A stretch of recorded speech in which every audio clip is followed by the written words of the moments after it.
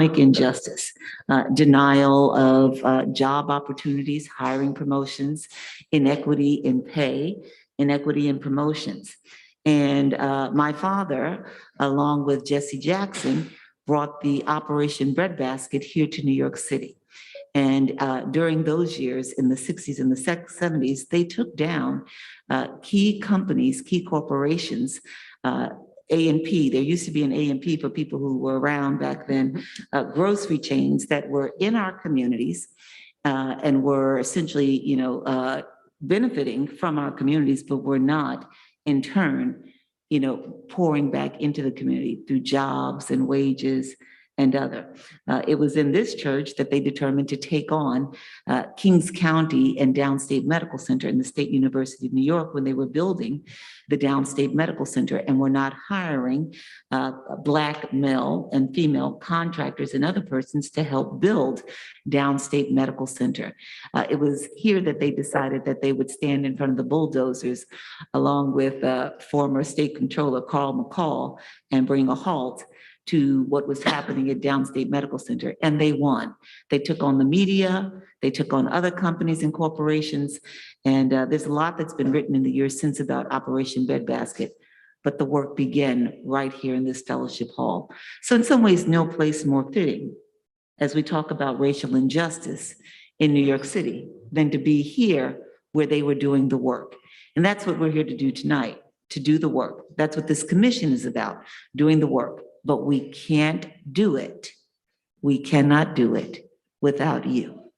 It is your experience. It's your lived stories. It's your knowledge. It's your concerns.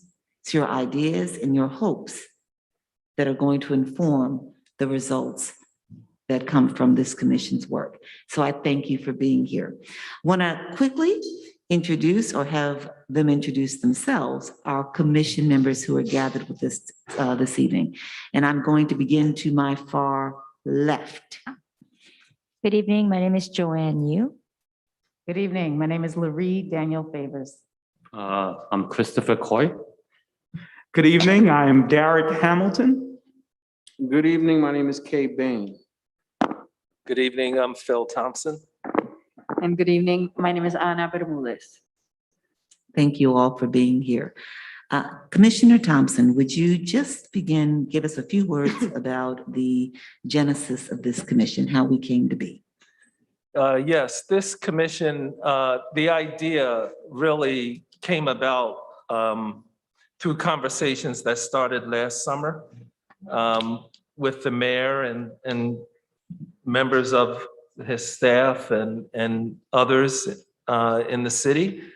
And the idea really came about during the height of the pandemic when everyone saw that twice as many folks in communities of color were dying proportionally than other communities from COVID, and the structural underpinning of health disparities, the racial underpinnings of health disparity was undeniable and very clear.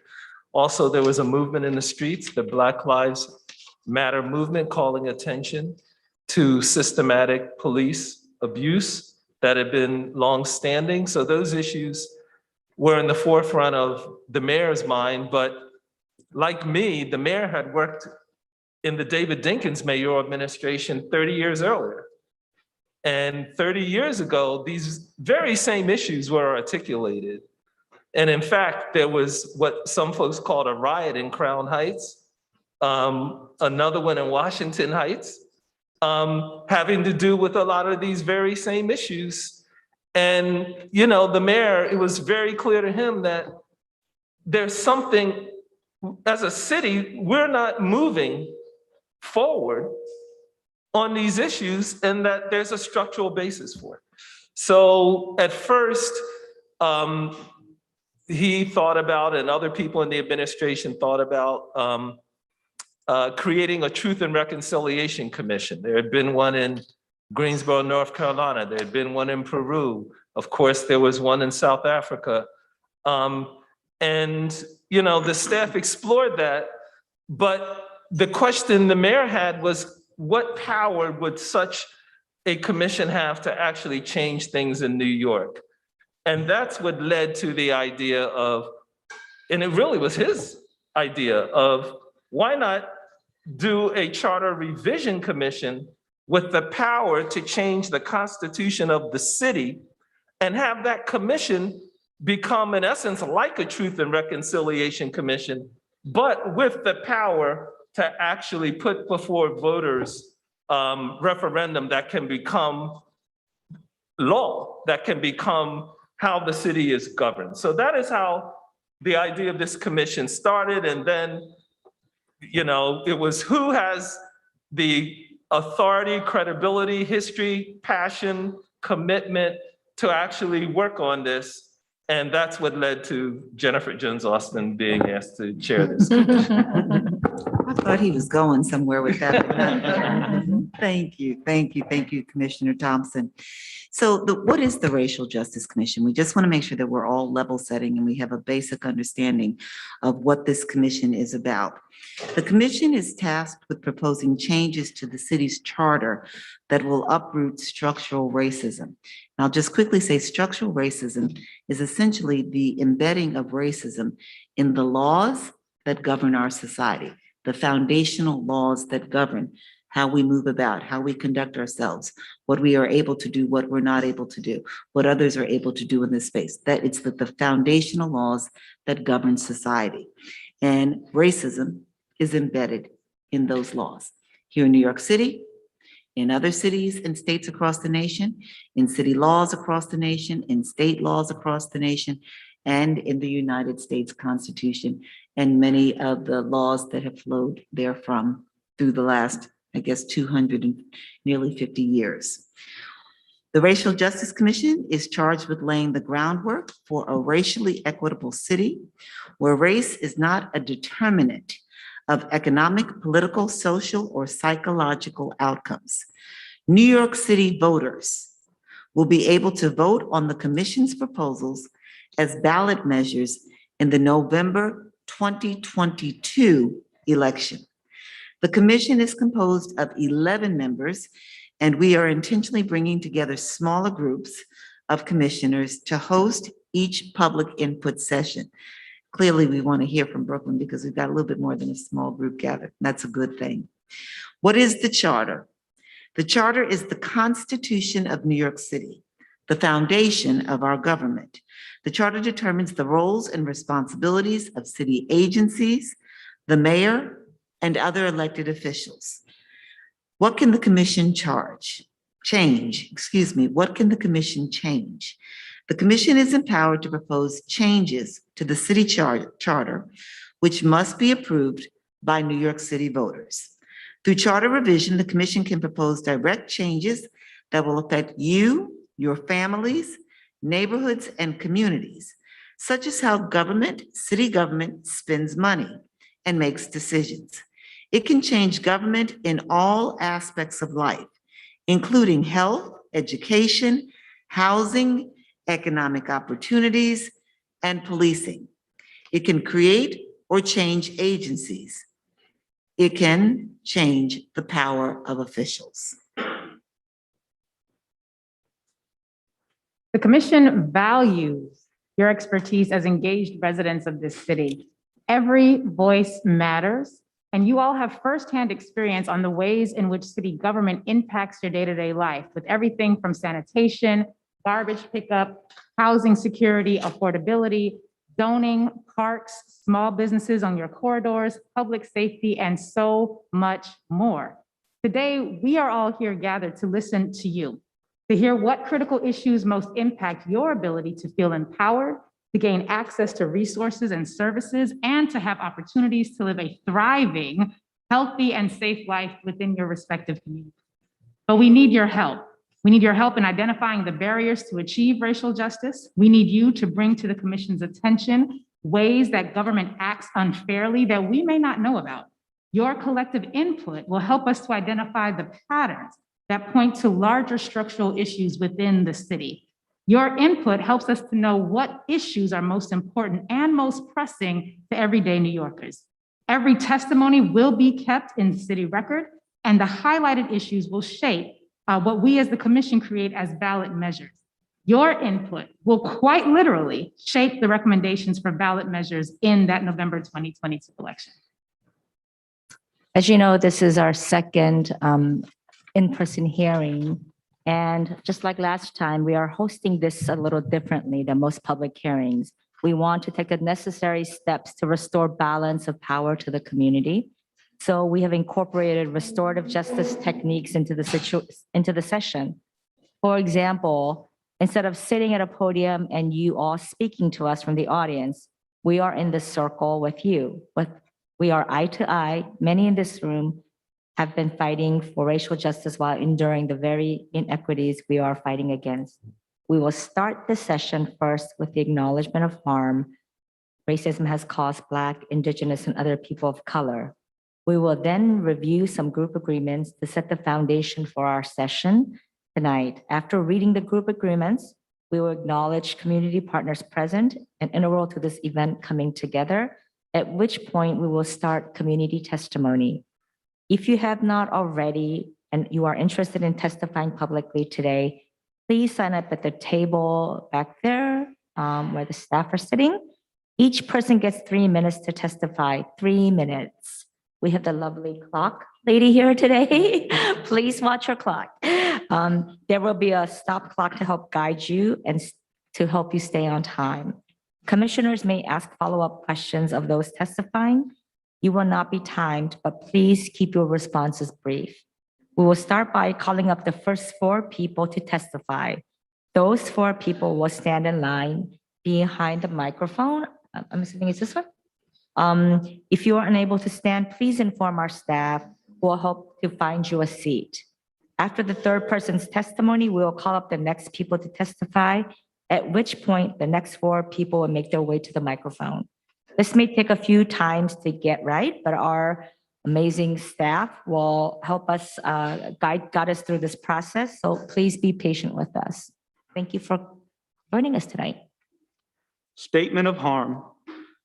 We acknowledge what many of us already know, that racial inequities are baked into the very foundation of this city.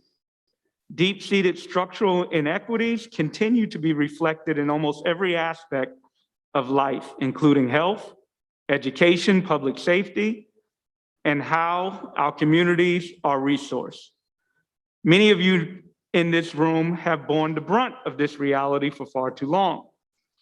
Through the Racial Justice Commission, we have a chance through charter reform to address and rectify the harms of the past through structural change to the city government and how it functions to adequately and equitably serve all New Yorkers, regardless of their race, so that no one's excluded by something as cursory as their race, gender, or zip code. If I could just go over some group agreements in the interest of us having a productive and effective dialogue. I'm going to ask my sister Jackie Kennedy to come up and help me with this so you all can see it. But one thing that, as she does that, that's resounding through the 5 points there is the word respect. And so the first group agreement that we put together is respect for ourselves for showing up and participating in doing the work of seeking racial justice. Next, the respect for the space that we occupy, which was so graciously provided for us. Next, respect for the health and safety of ourselves and the community. That's why we're here. And we will agree to wear masks and socially distance ourselves. Respect for each other's right to speak. We will also be respecting one mic, allowing people to be heard in this space. And respect for each other's time. We will respect the 3-minute time limit. Last, but of course not least, we move with love, honesty, and transparency in this work. Thank you. Thank you. I just want to quickly ask, are there any agreements that have been shared with you that anyone feels that they cannot abide by?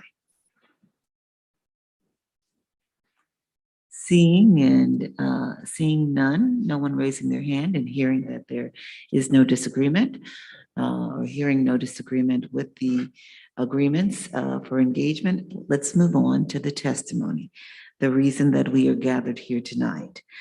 Let me first just emphasize, reemphasize, and then emphasize again that everyone is allotted 3 minutes, regardless of title or position that one may hold inside or outside of this space. Everyone is allotted 3 minutes only to speak. And that is because here and in other places, there are a lot of people who want to testify, and we want to hear from everybody. So you're going to be given that 3 minutes, and when that 3 minutes ends, you will be so notified. I'd like the following 4 people to come to the microphone, which is to the left. And as you do come, please stand in a line and socially distance yourselves. The first person is State Assembly Member Stefani Zimmerman. The second person, and I'm just going to apologize in advance if I do not pronounce your name correctly, but when you come to the mic, if I haven't, just let us know the correct pronunciation. The second person is John Tufel, or Tufel. The third person, Levi Soto. And the fourth person, forgive me, Corazon Valiente.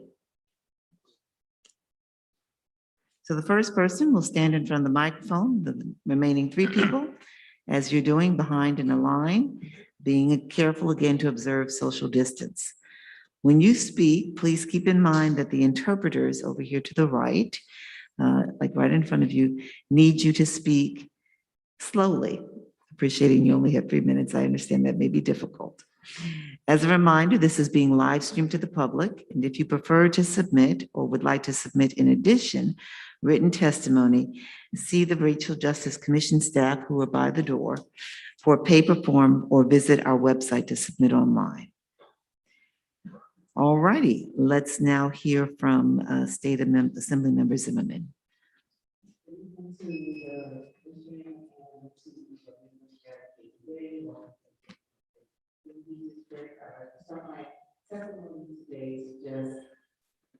Send to those people who are able to be here or not receive this notification because of racial justice issues, specifically those who do not have access to broadband or who do not have access to a participate in such a hearing. And with hope that that is one of the top items that we will address as we move forward. Certainly education here in the 56th district is of utmost concern to us. We have been under-resourced and have not had the ability to attract and keep educational experts in our schools in order for our students to thrive. We have a number of good schools and caring and qualified teachers and administrators in our district. However, we are unable to retain them because of the consistent messaging about our community, but also the lack of resources that would allow them to continue to teach here. Certainly healthcare, we remain one of those top districts that, number one, have a lack of quality, again, a lack of quality expertise in terms of healthcare providers, our maternal health numbers, and other underlying health conditions have for a number of decades been an issue here, but certainly that was highlighted as we think about what has gone on during this pandemic. And so we certainly want to look at how resources are being allocated there, especially as the statistics dictate that we certainly do need to have more assistance in order to achieve equity. I would like for us to focus in on housing, specifically doing something with Housing Connect, as the 2020 census will certainly show everyone. We've lost 30% of our population here of African-American descent due to the unaffordability of this community. And we were we were assured that affordable housing would be available for those who wanted to stay in our neighborhood. That has not proven to be the truth. And now we're at the point where our infrastructure is being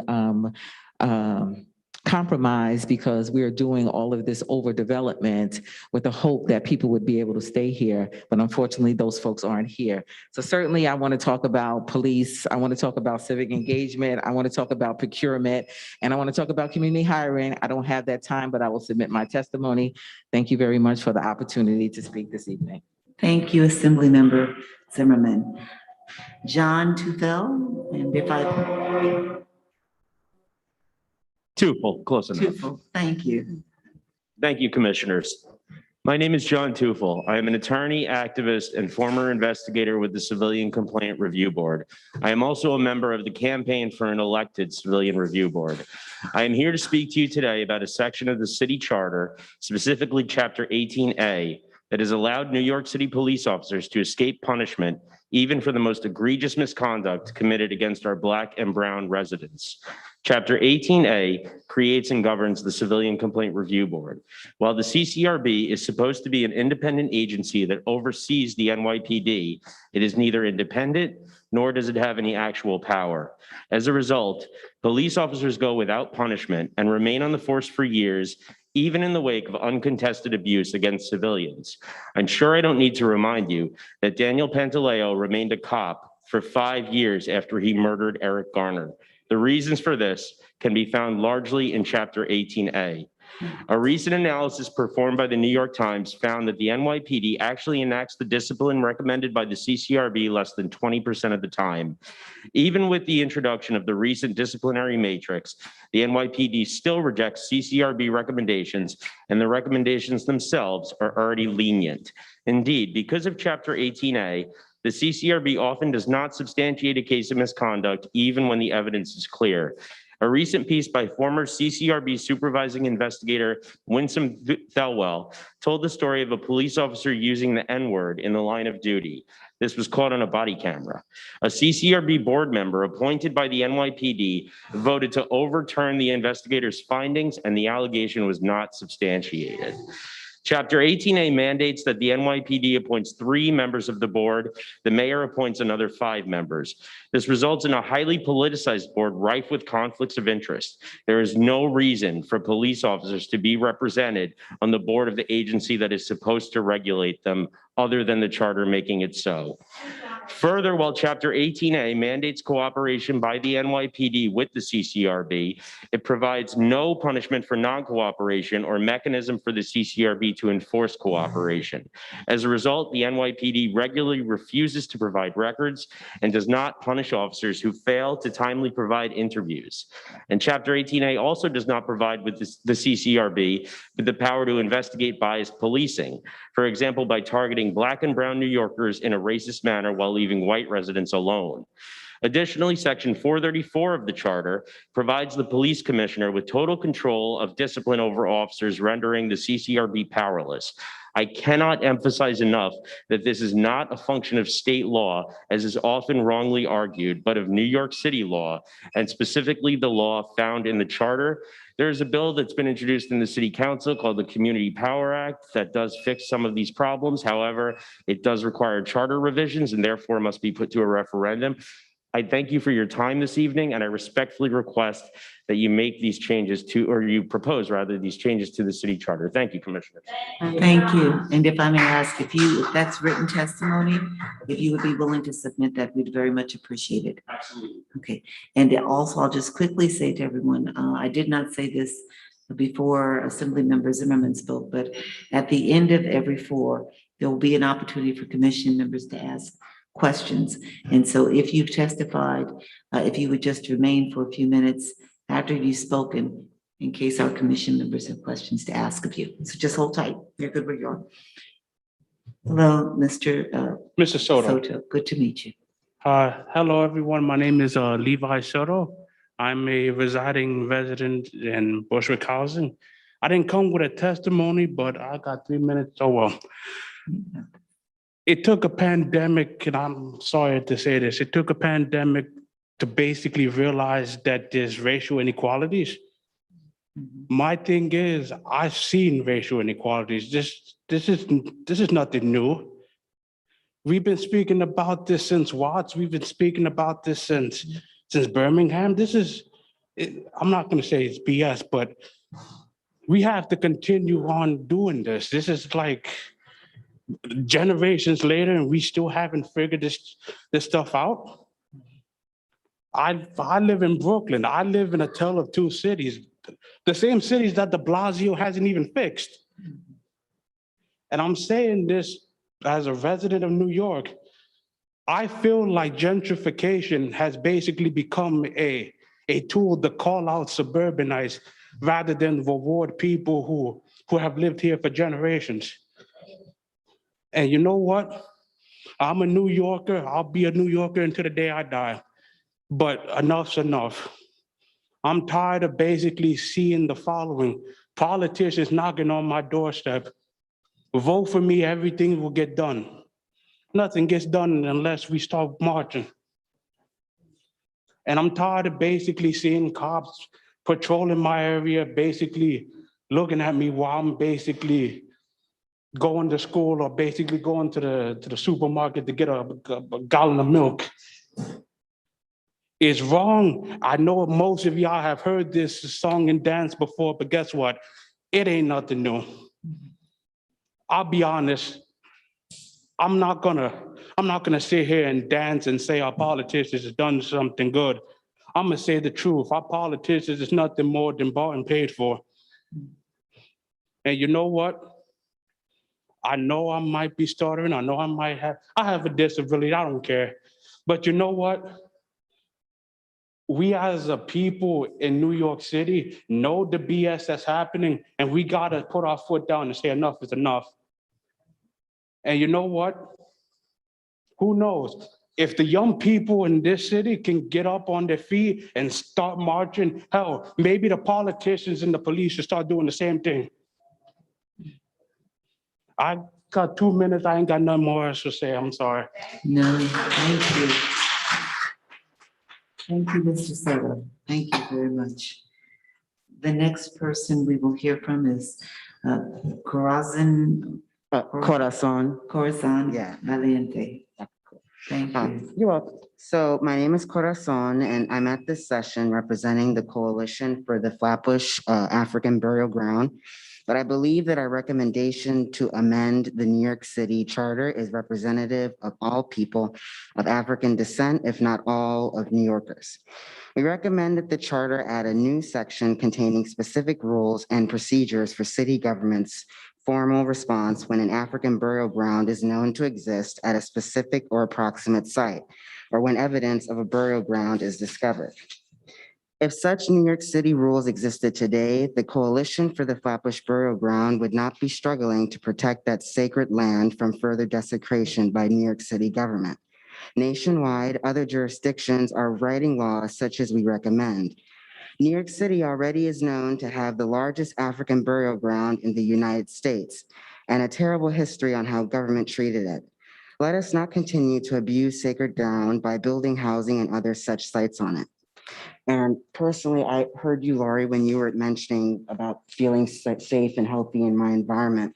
And I've lived in that neighborhood of Flatbush all my life. And it's only till recently that I felt or realized just how unsafe I feel in my own neighborhood, how much anxiety I feel coming outside, how I check all the exits when I go to different places. I stand certain ways because I don't want someone to come stab me, shoot me, or, a drug deal gone bad. And when I see this, the people sitting here, I respect you, but I just hope that you're not like everybody else that I've seen say, we're here to help you. And, you just sit there and you show up in suits and then you go somewhere and nothing happens. And like the other guy was saying, it just feels like we just keep getting stepped on and disregarded. And I appreciated what the first speaker said about finding different ways of reaching out to the community, especially in my neighborhood. We're still very analog, and you're sending out Zoom links or putting things on print that's very tiny for people to read. And we're also a multilingual community. So it's like you're setting up no one being able to really come out to these community engagement plans if you just want to have a small section. So I hope that when you continue to do community engagement, that you really do that, that you have multiple languages, bigger print, different ways of getting to them, and besides just Zoom links or emails and things like that. So thank you. Thank you. I'm going to turn to the commission members to see if you have any questions or comments that you'd like to share at this time. No, go ahead. No. John Trufel, if I mispronounce your name, I apologize also. But you mentioned a proposed solution to some of the problems. Could you elaborate a little bit more about that solution that you put on the table? Absolutely. Okay. So there is a bill that's been introduced into the city council called the Community Power Act. The primary sponsor is Councilmember Aaron, and there's some secondary sponsors. The Community Power Act would do several things. It would replace the CPR elected civilian review. So these would be board members who are directly elected. Oh, thank you. These would be board members who are directly elected by communities. It would also empower that agency to actually discipline police officers. So the NYPD would not have the option of choosing to reject the disciplinary actions taken by the ECRB. It also it has various other provisions that would expand the ECRB's jurisdiction, for example, to actually look into biased practices in policing and to hold officers accountable if they are biased in their policing against Black and brown New Yorkers and other protected classes. And it also creates a special prosecutor's office who would actually prosecute police officers. And it does quite a few things. It's a large bill, but it does require charter revisions for many of its changes. And so then it would have to be put to a referendum, which is why I came to speak to you today. Thank you. Favors? A question for, I'm sorry, I did not get a chance to write down your name. Gentleman in the back. Yes, sir. Yes. You had referenced some of the concerns you have about the lack of response that elected officials have. Yes, ma'am. I'm sorry? Yes, ma'am. I wanted to ask you what your thoughts were on having programming, education, whatever the case may be, that would specifically prepare the community to engage with elected officials and hold them accountable with a lot more information and knowledge about how the political system works. I'm a resident of this neighborhood, and one thing I'm clear about is that most of us do not know how to hold our elected officials accountable. What are your thoughts, if you have any, that you'd be willing to share on how it might benefit our community if we had much more understanding as to what elected officials do and how we are supposed to be able to engage with them in ways that force them to do what we, the community, want them to do? Well, I feel that most of the community, they believe that, and they're 95% correct, that most politicians are held by Wall Street. They are chained by whoever's paying them. What the community leaders need to do, what local leaders need to do, they need to separate themselves from Wall Street. That's the one thing that needs to happen. They need to basically be there every single day within those Black and brown communities saying, we are not these people that are bought and paid for. We are not basically the people on Wall Street that behave differently because they're basically, there's donors all over the place. And there's a lot of, the problem within the community stem from the fact that a lot of Black people have a mistrust with people who knock on their door saying that things are going to be better. And they know things are not going to change though. So what politicians need to do is basically distance themselves away from the PAC money and the elites. They need to be a party for the people. That's where the work needs to be. Thank you. And I had just a follow-up for Corazon. You had mentioned up until recently, you were not aware as to how unsafe you actually felt. Can you give some insight on what it was that changed recently that brought you to this realization so that we get a better understanding as to where that sense, that new feeling that you're now experiencing came from? I had a chance to leave the neighborhood for a few days and I realized that I didn't have to drown the noise out with music. And I was walking around the town and when I was on the way back home, I was like, what's that feeling? I was like, you felt calm. You didn't feel on edge in this different place. I mean, I didn't know anyone at all and it was a really tiny town and they had Republican flags and stuff, but I still felt relaxed. I didn't feel like there was someone who was going to come around or that there was going to be something like popping off or whatever. So that's really like what kind of like I had a chance to leave the environment and then I had to see it from a different perspective instead of just living in it so much that, you know, to have those feelings that are deep seated and then to remove myself and then realize, oh, that's what that was. And then trying to process it on my own as well. So that's kind of where that came from. Can I ask a question? Sure. I saw your reaction when he was talking about Wall Street and I wanted to know what that was about. I didn't know if you were laughing, but I just saw you doing a lot of stuff, so I wanted to ask about it. Yeah, I was saying my son said the same thing just like last night. And so I was like, that person and my son are very much on the same page. But I did have a question for you. When you started, I thought I heard Flatbush African Burial Ground. Yeah. And so I wanted to know what that's referring to. Are you referring to the African slaves buried behind the Dutch church on Church Avenue or a larger area where there was a burial? I don't know where it is. On Church in Bedford in that area of Flatbush, there's like an African burial ground. That whole entire area, they found like remains and the city has it in their own reports about it.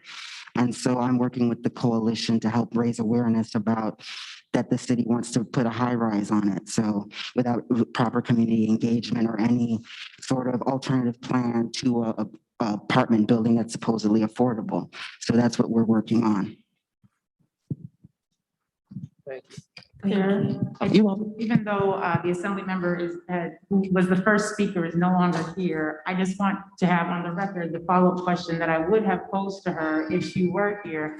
When she referenced education, particularly because of the politicization of that is surrounding curriculum in our schools, one of my follow-up questions for her would have been, in addition to resources that are specifically targeted to underserved communities in education spaces, is there also a concern about the quality of the curriculum and as to questions as to whether or not it is specifically designed to meet the culturally grounded needs, education needs of Black and Brown children in this community? So I know she's not here, but I do want that question to just be on the record for our own purpose.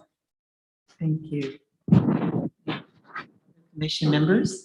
I have a question. Mr. Tufel, at the Staten Island hearing, members of your coalition also testified, and I thought a lot about what you guys said.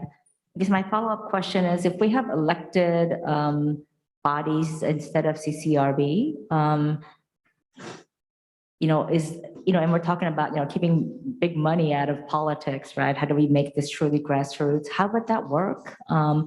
Wouldn't it be people who have money, who have access to be able to have the resources to run? And what does that say? How would that work? And if you can share your thinking.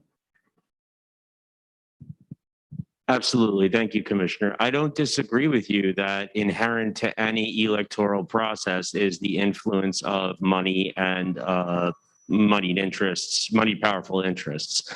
And that would not go away even for elected civilian review board members. However, it would introduce a measure of accountability, however imperfect, that is simply not present at the current CCRB. The current appointees are largely connected, powerful, and in some cases, wealthy individuals. The neighborhoods of New York City have no say in who those members are. If those members, for example, I provided the example of the NYPD appointee who voted to overturn a disciplinary finding of a racial slur that an officer had used. There is no mechanism by which a community can say, you know what? That doesn't represent our values. We want to see that police officer held accountable. And there's no mechanism to do that right now. So I do hear your concerns and I absolutely share them. And I hope that the city, the state, and the federal government can improve our electoral processes and can keep, as Levi said, big money out of politics. But that can't stop us from trying to introduce democracy where there is none. Thank you. Are there other persons who would like to ask questions, commission members? What I want to share with you all is to appreciate the testimonies that have been provided. When the commission does its work, we're going to be looking at the themes that are arising from what you shared. And I think it's important just for you to know that you may not see come November 2022 every specific idea or recommendation that has been presented in these conversations on the ballot. What we're aiming to do is to identify in the issues that are being raised, what are the structural underpinning, root causes of these problems. What is allowing for these policies and these practices in the foundational laws and then changing them. Because, you may present an issue and there may be 10 other issues that tie to it. And we've got to trace it back to the law that makes it possible. Thank you. We are going to move to our next set of persons to provide testimony. And they are, if you would please come to the mic, and as I call your name, step to the mic, but if you are not the first person, then social distance behind that person. The first person is Pastor Cheryl Anthony. Please come to the mic. Felice Robertson.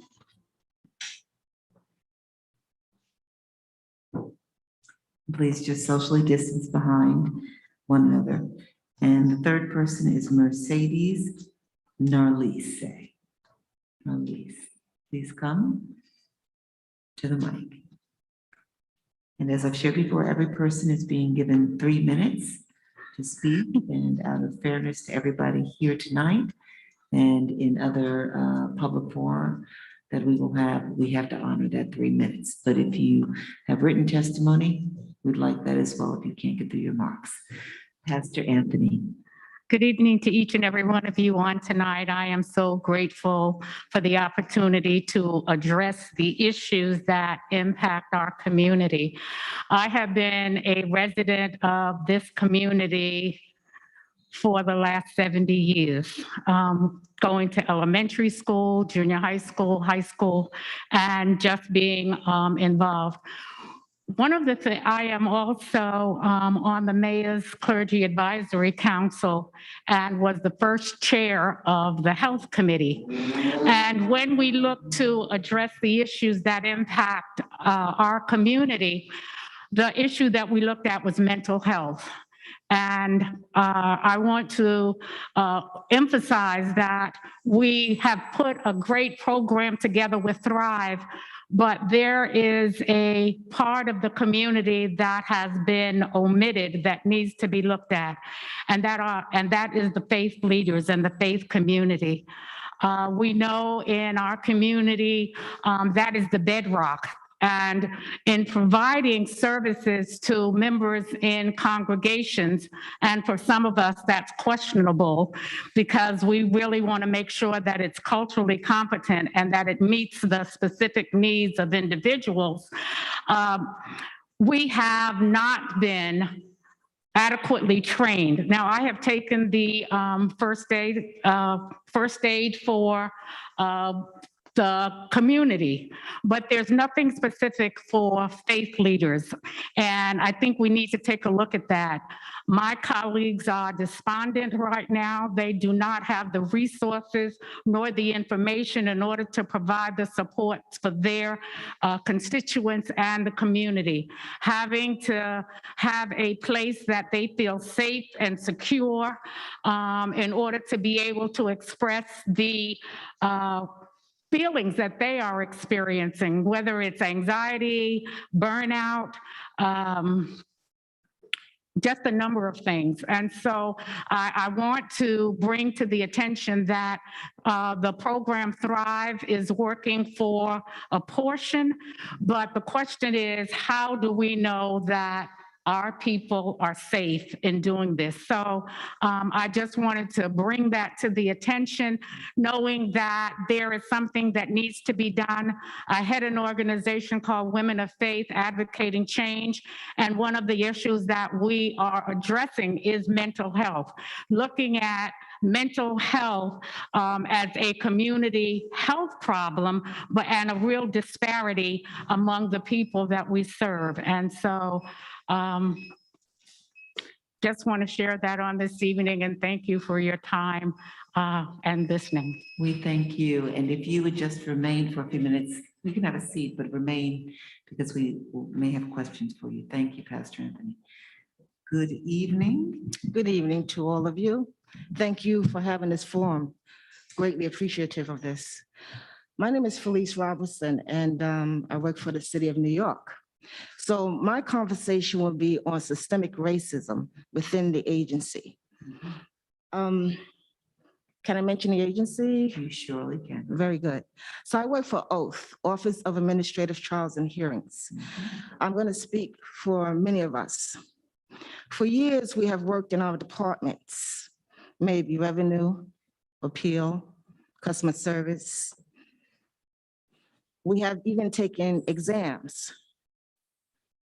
We have even passed degrees of bachelor's, master's degrees, and still have been overlooked.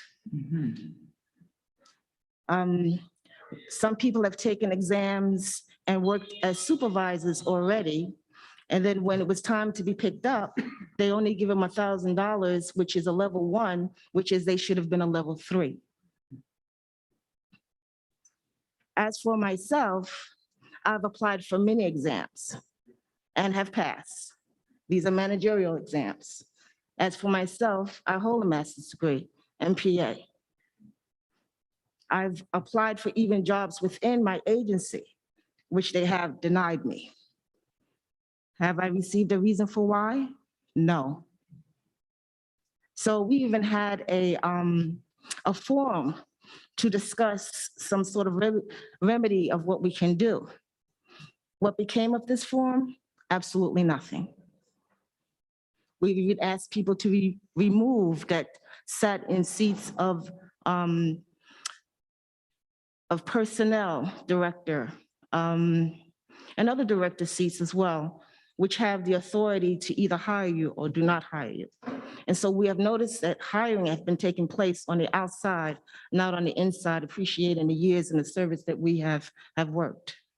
So if there can be some sort of policy of something that's put in place that we can be acknowledged, I say this sincerely because I went to the federal government and got a right to sue letter because what they're doing is not right. And that was to cover not just myself, but many others that are following me. I thank you. Thank you, Ms. Robertson. Before you move, would you just let others, perhaps, commission members and others who know in the audience, all of us are in this audience together, this gathering circle, help them to appreciate what oath is. No, if you can just come back and let everybody know. Okay, OATH is Office of Administrative Trials and Hearings, deals with hearings such as asbestos, noise, parking, vendors, health, taxi and limousine. We deal with everybody in the city. Okay, we also deal with finance. So that's where revenue comes in. Mhm. I deal with attorneys, and in dealing with attorneys, I also deal with, Parks Department, police, sanitation. So, That's helpful. We just needed people. It's a very public facing yes, agency. yes. Thank you. Thank you. Hello. Hello, and good evening for being here and inviting us to be here. I just want to piggyback on Pastor because most of the things that I was about to say, she tapped on them. And for the community where I function mostly, that's 46th district, which is Canarsie area, and Mill Basin, Bergen Beach area, Georgetown. We have a big problem when it comes to mental health because it is taboo. Most of our culture don't see mental health as a problem, just like the physical problem, like you have diabetes, you have other problem. So we have to come to bring it into term of trying to get the community to accept the fact that you can have mental health issue. And cultural competency is one of the barrier that we have because a lot of folks don't understand when the person said that I'm gonna take my son to church to try to get whatever the spirit. And all those things comes with the culture. And why you don't want to talk about it because the person is not going to be accepted in society once you know that the person have a mental health problem.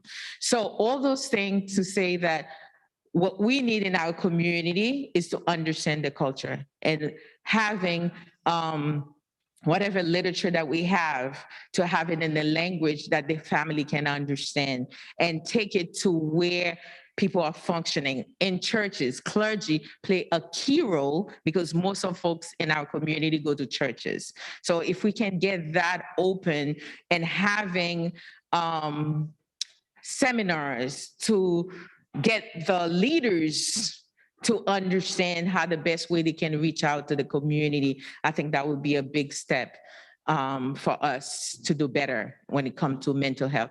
By the way, I'm a nurse for over 30 years, and to take it to my own folks, it's been a problem, like to get them to accept the fact that your child have a mental health problem that we need to deal with.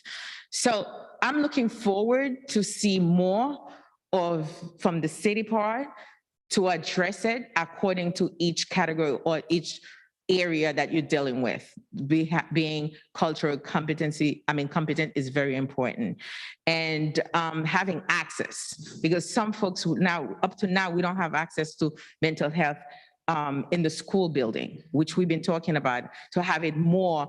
For me, some folks think about high school. I'm thinking more taking it to even junior high, kindergarten, to observe, because children can be very creative. And you have observer there so we can make changes and bring changes and more, make it in a play where it's become more acceptable for people to see it as a problem like every other problem. So advertisement, more of that. Thank you. But there may be questions to be asked of the three persons who testified. I will begin, and perhaps other commissioners have questions that they'd like to ask as well. As I listened to Pastor Anthony and you, Mercedes and Elise, talk about mental health, I could not help but think about trauma. Trauma that is associated with persistent and continuing racism. And I'm just curious to learn from you if what you're seeing with the individuals and with the families that you work with, do you see that as a factor? Is there any tie-in? I'll let Pastor lead the way first because she's the clerk. And if I just expound upon that to help you maybe clarify, there's mental health, there's mental illness. So there's There's trauma. There are a number of components to the whole issue of mental health. I am an international first responder. I've been trained by the American Red Cross. I was a first responder for 9/11 and began to see what the impact was at that time on the members of the fire department and the police department. One of the things that we have noticed and need some assistance and some help is we have a program that we have been servicing women faith leaders in the community, having them to understand that we are triune beings and understanding the difference between spiritual support, emotional support, and physical support. And so breaking it down and making it available. So we've been doing workshops. We've worked with Church Women United and Bishop Barbara Lucas in order to have people feel comfortable in their own skin. I really need to say that the faith community, the one that I interact with here in Brooklyn and across, they are very disappointed in the fact that they were never considered first responders and that they closed the churches, but they didn't close the bars. And so some of the things that we are looking at and experiencing is that when grandma doesn't go to church and Junior realizes that there's no real spiritual connection going on, she doesn't even know what to say to him. She doesn't know how to support him in that home. And so there are a lot of things that can happen. There are a lot of things that can be done. I'll close with saying there's only 3 places you can be. If you think about where we were before the pandemic, you'll be depressed. I used to do this, I used to do that. If you try to figure out what's going to happen tomorrow, you'll have anxiety. The only place that you can be is present in the present. And deal with things on that level and from that perspective. Thank you. Thank you. I don't know if I've answered your question. It has been helpful. Thank you. Commissioner Favors? No. Okay. Commissioner you. Thank you so much for the mental health, starting the mental health conversation, because that's something that I've also noticed in the community. And I'm wondering, you know, you talk about stigma, both of you, and I think that is a huge issue because I think people automatically assume mental health is something that's really terrible. And, you know, that in my culture, you know, that limits you from everything. You know, including getting married, including going to school, and getting good jobs. In your experience, can you talk a little bit about the outreach efforts, the best way to reach communities that often are not receptive to, you know, having to talk about things in their community? Can you share some of the experiences that you've had and what might be the best way for us to reach people who don't want to talk about these issues? So one of the things that we have come to realize is that mental health challenges are developed between the ages of 10 and 22 with our young people. And so if we can work with the educational system in order to be able to realize and recognize what the symptoms are and what they look like. I remember when my youngest son was going to junior high school, he was in 7th grade and he was about 5 foot. Over the summer, he grew about 5 inches. When he got back to school, and it was like unbelievable, a child who had an IQ of 145, they wanted to put him in special ed because of his size. And so we need to be able to embrace our children, embrace our grandchildren, have them know that they are loved regardless of what's going on, and be taught. We've not been taught, we've just lived, we've not been taught. in terms of what the issues are with the situation.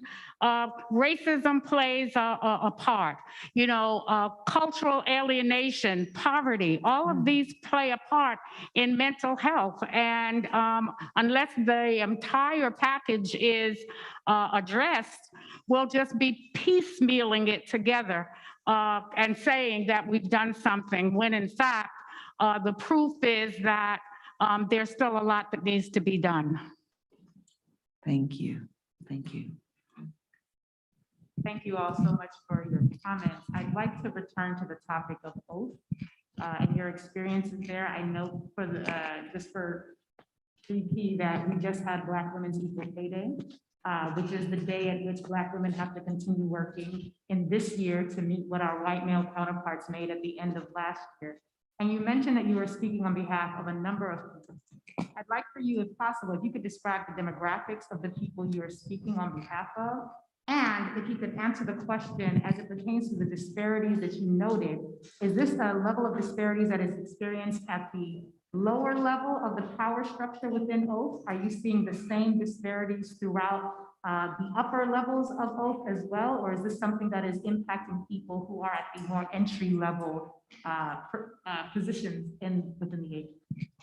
Okay, this affects people that are around the ages of 30, 28, on up to 58, 60. For those that are 24 or 28, I should say, and up, they're entry level, but they come in with an associate or either a bachelor's. For those that are, let's say, through those years of 60 and have obtained their degrees during this period of time and have applied for numerous positions, have not been acknowledged at all. They will hire people from the outside, given no reason to why they have not been hired and have not been interviewed. These are people of color, Black women specifically, yes. Women that have children, yes, grandchildren. We are people that, I think there is, I don't even know if anyone makes 50,000. Okay, so it ranges from 28 to perhaps 49, or if so 50. And that is it. For the jobs that they apply to, you know, the range is around 65, 80,000, and they're not even allowed to get an interview and to wonder why not. They have worked in other areas, including myself. If I make this clear, are you unionized? Are you members of unions? I am a chapter chair for Oath and DCAS. Okay. And at the upper echelons of power within the agency, are you seeing racial diversity? Very much so, yes, ma'am. There are Caucasians that are being hired. They've never worked there before, and we have to train them. Mhm. And if we're not training them, they will write in our evaluation. As a chapter chair, I say to them, it's not in your evaluation, but nevertheless, they write it in there. So if it should happen that they apply to another job, this is in their evaluation, which does not look good. Thank you, Commissioner Thompson. So I want to ask Pastor Anthony 2 questions. But I want to preface, and they're going to be about Black folks, but I want to preface it with saying something about white folks, just to put it in context. So Dr. Kenneth Clark, when he was president of the American Psychological Association, said that that United States dropped atomic bombs on Hiroshima and Nagasaki and incinerated 250,000 innocent women and children and had no moral anguish or qualms afterwards. And he says, as a medical professional, white America is sick mentally. So I just wanted to say a preface, because what I want to ask you is, do you think that Black folks in the Americas are suffering trauma as a group, not just as individuals, but as a group because of 400 years of cumulative abuse. And that's the first question. Second question is, would you then say that this commission should consider access to culturally appropriate mental health services as a structural racism issue appropriate for this commission, and not just as an issue of individuals needing access to services? Wow. And if I may just, I really appreciate your just, it's an appreciable point because a lot is also being written in the current day about the experiences, tied to COVID and just, all of the factors, the social determinants of health that keep people of color, even when having access to healthcare and mental health, from engaging. And so this is this trauma that we're centering on, and I appreciate the point that you're making. So I believe that there is trauma on a micro level, which is what you experience on an individual basis, whether you're going into a store or interacting with the public. And then there's the macro. And the macro is that which affects the community. It affects all of the other things. And so education, community, the prison system is the macro. I think that trauma is in our DNA. I think that, and I read something recently about it being biological. And so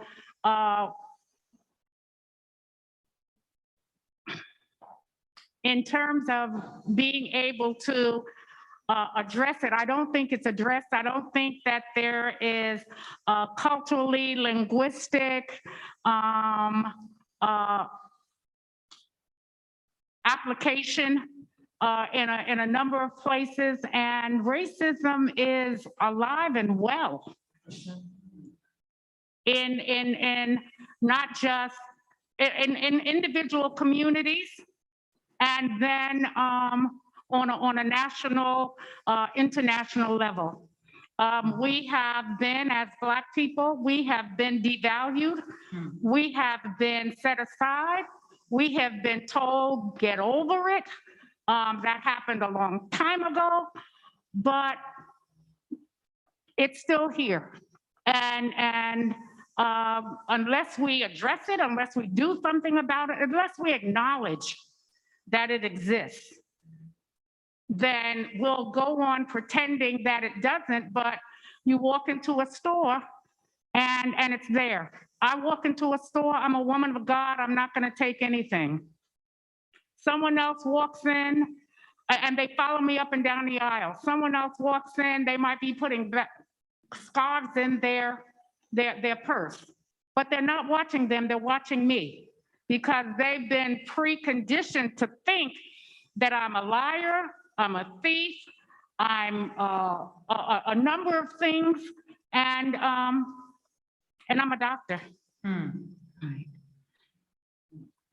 Very, very, very, very much appreciated. And we are here to hear from you, but as we talked about, as Commissioner Hamilton spoke to when we first began, we're also here to acknowledge the harms that have been visited repeatedly upon people of color here in America. And what you speak about, when you go into a store and they're looking at you and expecting you, to steal, and you are feeling, for some of us, you feel that and you anticipate it. That's the trauma that we live with because of the enduring racism that has been visited upon us and how we are made to feel differently and treated differently.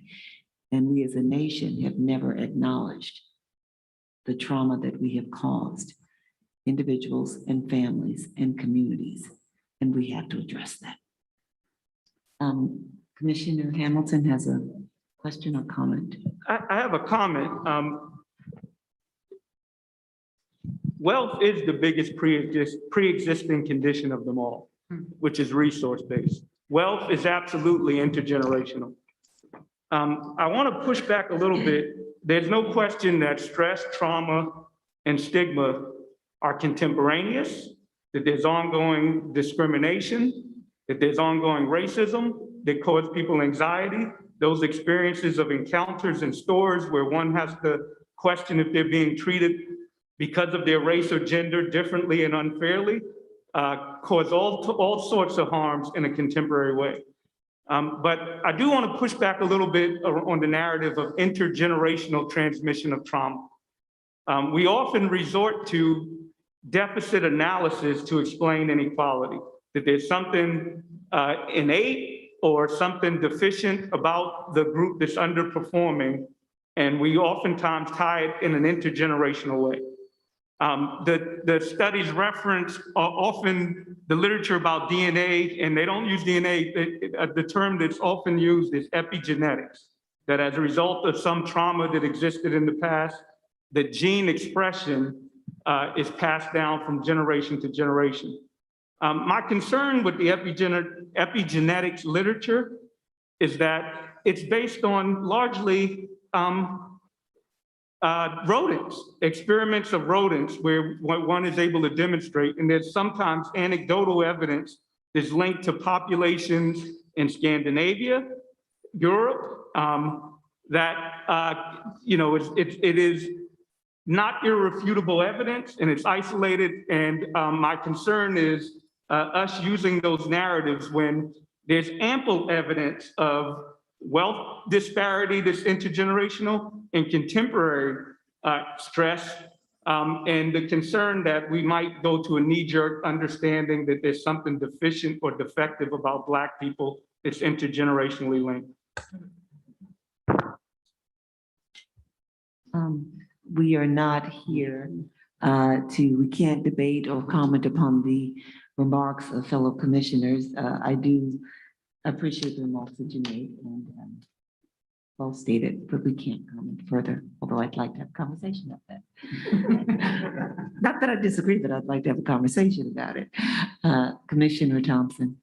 Actually, Commissioner to your left. Oh, I'm sorry, Commissioner. I have a question for the speaker from Oak. When you talk about the racial disparity in terms of promotion, hiring in your agency, I mean, is that only? Do you think that it's only within the agency, or you think that actually you might have other colleagues who have, like you said, one job, etc., that this is a problem that's throughout many different agencies or a city as a whole, or it's just like within your own agency? This is throughout the city, I believe, but beginning with Oath, and I don't know if to say if this is my opinion, but there have been proven facts on a few occasions. I'll speak on one gentleman that left our agency. He managed to leave, but before he left, he passed the test. I said to him, it's promotional, so they have to pick you up. But he couldn't stand the torment that they were placing upon him, so he left to another agency just for the manager to say that my tentacles are very long.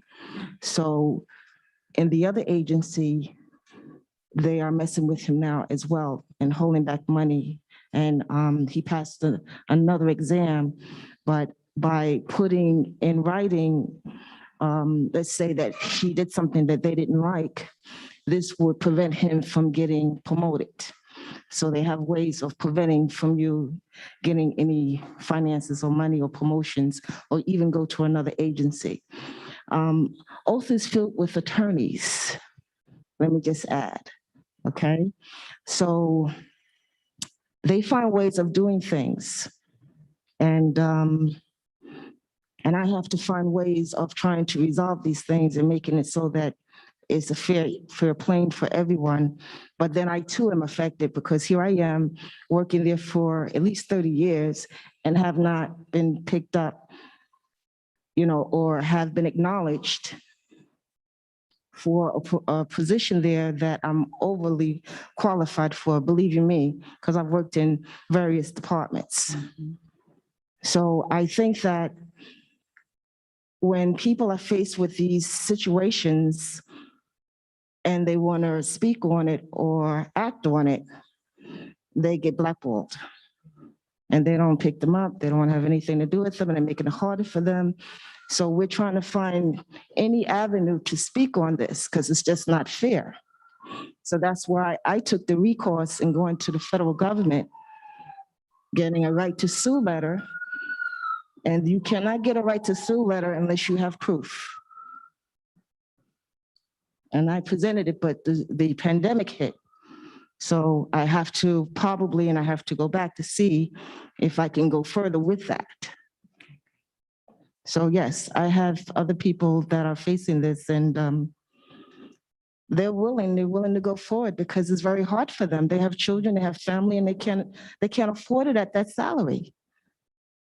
You know, why don't you hire them? Why aren't you giving them the position? Why are you hiring them from outside? Why are you giving other people more money? Why can't you acknowledge their worth? Why aren't you paying them the money? They're doing the job. They're proving it. I have done the job. I've proven it. So yes, oath, I work there. So to say that is in other agencies, I believe so. Yes, sir. I would agree so, because I have friends that went to other agencies. Yes. Thank you. And a commission member, Bermudez, just earlier today was acknowledging for the commission a report that was just released earlier today by the city council. And we have a council member here with us, Councilmember Brad Lander. It speaks to the inequities in city government concerning women and women of color. There's a lot that's been written around the country, a lot documented in the last several years about the experiences of Black women in government being denied interviews, even getting in the door in government, which for a long while had been the go-to employer for persons of color. So we thank you for bringing that to our attention. Thank you. If there are no more questions or comments from the commission members, we are going to turn to hear from more persons providing testimony. We're going to quickly hear from council member and Democrat nominee for city controller, Brad Lander, and then we'll take a quick break probably. Okay. Thanks. And council member, I just have to, in case you didn't hear it, we are asking that people keep this is a space where we're all equal, checking our titles at the door, but we wanted people to know who you are. 3 minutes. Amen. And if this were a commission where white folks got a little less time, that would be appropriate also. So I come here humbly. I'm honored to stand here and listen. I'm honored to stand before the folks on this panel and be in this room. I do think it's important for white New Yorkers, elected officials and otherwise, to see their interest in being part of this process, that reckoning with privilege and with systemic racism can't take place unless we all do it together. And that it is both, as Heather McGee teaches us and the sum of us, a moral responsibility to right injustice, but that we all have a better New York City waiting if we can figure out how to move toward genuinely inclusive multiracial democracy where folks in all our neighborhoods can create, can start businesses, can lead healthy lives, can invest in their futures, can lead us. That's for real. And I feel actually really excited about the city council elections that just took place, where a whole group, my districts only had white men representing it before, and the Democratic nominee is a Bangladeshi Muslim woman who grew up in the district. And all over the city, you have young people, women, people of color providing new forms of leadership. So that's mostly why I wanted to come tonight. Now, I do want to say, to prior charter revision commissions, we did bring forward some powerful ideas that I think would have advanced racial equity on policing and on land use. And you were not the commissioners of those charter revision commissions, but it was the mayor's appointees who did not help us move forward ideas for racial justice in land use or in policing on either the 2018 or 2019 commission. And I do think the need to reckon seriously with policing. And yes, changes in state legislation will be necessary if the commissioner is not going to have final absolute discretion over discipline. You got a year and change. So let's go to Albany and get legislation passed that makes it possible for the charter to be amended. Take a look at the charter revisions that they were proposing in Minneapolis to create a Department of Public Safety that puts policing within a broader framework of community safety. I see Kay Bain on this panel. You got some people that really can move those ideas forward. I do want to encourage you to look back at some of those ideas. So like we finally passed this legislation to do racial impact statements on land use actions. It was not easy, and the administration and city planner were kind of kicking and screaming. If you put that in the charter, we got an opportunity to say, we want to fight displacement and segregation, and we want that to be a goal of our land use policy. So then when people are bringing actions, we could judge them by whether they're succeeding or failing. We did a report a couple of years ago on fair share sightings in municipal facilities, solid waste and otherwise. We could have real fairness be a requirement of our charter. We don't now. It would take some significant changes. We could look at social housing policies that rather than dispose publicly owned land just to for-profit private developers would instead create wealth through homeownership and community land trusts. And finally, it won't surprise you to learn that I've been looking at some issues of procurement and auditing and accounting and the kinds of roles that the comptroller is involved in. And I would say we should be looking at procurement. We may need some changes in state legislation there. Let's try together to go get them so that we could build into the charter real opportunities. And I did look at what the comptroller is empowered and assigned by the charter to audit for. And while I think you could find grounding to do racial equity audits of city agencies and of programs we're running, I sure would welcome it being explicitly chartered. That the job is not only financial audits, not only waste, fraud, and abuse, is not only performance. If we have racial equity goals for our city, let's assign the responsibility to audit them so we can lift them up, so we can be responsive to people. That won't solve every problem, but at least it will shine a lens on them. Thank you so much for this time. I'll stick around to listen to some more of the testimony. Thank you all for being out here tonight, and thank you for your service. Are there, before we take a very brief break, Sure. are there any questions? Thank you, Councilmember. You'd mentioned the responsibility of white New Yorkers in this work. I'm reminded that we recently had a small portion of the COVID relief package that was passed at the federal level that contained just a fraction, just a sliver of monies that were aimed at ameliorating the issues that Black farmers, Latinx farmers, Indigenous farmers have experienced at the hand of intentional and systemic racism at the USDA. That relief has been held up because white farmers have since filed lawsuits saying, we want some of that too. Can you speak to, pause. We've had previous sessions and listening sessions where advocates have informed us that, or reminded us that Black and brown people throughout the city, throughout the country are typically expected to take it on the chin and compromise in order to pursue various justice measures, and yet we never make those same asks of our white brothers and sisters.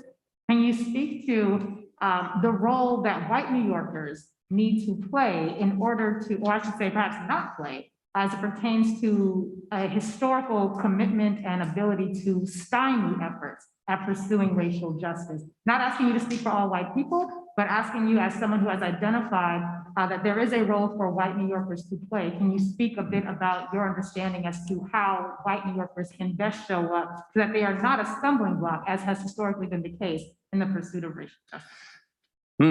Yes, I mean, that's the real question, and I'm listening, and I'd love ideas for it. I mean, I guess I think of it, I mentioned The Sum of Us, Heather McGhee's book, and it seems to me, kind of you go through each of those issues. Let's take housing, just because that is such a powerful means of sorting opportunity and transferring wealth in New York City. So, I've got a beautiful three-story row house in Park Slope that, I feel proud of. And then when I step back and look at my family trajectory there and where the down payment for that came from, and then the history of redlining that produced my neighborhood, and then try to trace that through to what it means for me in my neighborhood, and then what my responsibilities are. That is not, it's not easy to do, but it's just utterly necessary. And, you know, the goal is, I think, trying to understand how the opportunities that came to me came, to be honest about them, even when that's hard. And then to think, like, how do I show up in thinking about policies in the future that make it, that can change that? And, you know, that's why I like doing these racial impact studies on rezonings. You know, I think we now have this idea that, like, there's a set of people for doing growth and rezoning and development and a set of people against it, instead of asking the question, what are the racial equity impacts of this action? Will it take our city in the direction of racial equity, people of color having more wealth, being able to live in neighborhoods with more opportunity, or will it continue to displace people? And those have not been the questions that we've asked, I think, either of ourselves individually, but also of our land use policy, of our land use actions. Like, that's just like we do environmental impact statements, but basically a developer, sometimes City Hall, but generally a developer, puts a proposal on the table. It's there they're bringing it forward to increase their wealth. Like, that's why they're bringing it forward. And we ask a set of questions because we have environmental impact statements about what its environmental impact will be. We know who's going to show up and say, don't block my views, or, and we don't even ask the questions like, what will the implications of this be for what that neighborhood will look like afterward, for who can live there, for who will hold the wealth created. And yeah, in real clear, like with understanding what that means in racial terms, if we want a more equal city, and yeah, if we understand that the unequal city we have is a product of all those forces. Yeah, I have a question in terms of, like, you know, maybe what your perspective might be in terms of the role of the city planning and city planning commission and the Department of City Planning. Because right now it's kind of like together in many ways. And there's been some thought about, like, maybe perhaps that there should be a separate, you know, organization or entity or agency to kind of look at, you know, planning for the city as a whole, and then mixing in all the issue about equity, climate change, and then the need of affordable housing, and then also fair siting. Because right now there's no one doing that, you know, having the kind of comprehensive analysis and perspective. And then at the same time, you know, like because right now, like, the chair, you know, of the city planning commission is also the head of the city planning department. So then there's some people are saying that there might be some contradiction. I mean, so I brought your perspective in terms of whether there should be, or that, you know, because right now, like, even most of the so-called community planning is really done through neighborhood groups. City planning doesn't really undertake too much of a planning, you know, for the city. There's no one doing it for the city. So I brought, and I will leave you, and I'm happy to share and do follow-up conversations.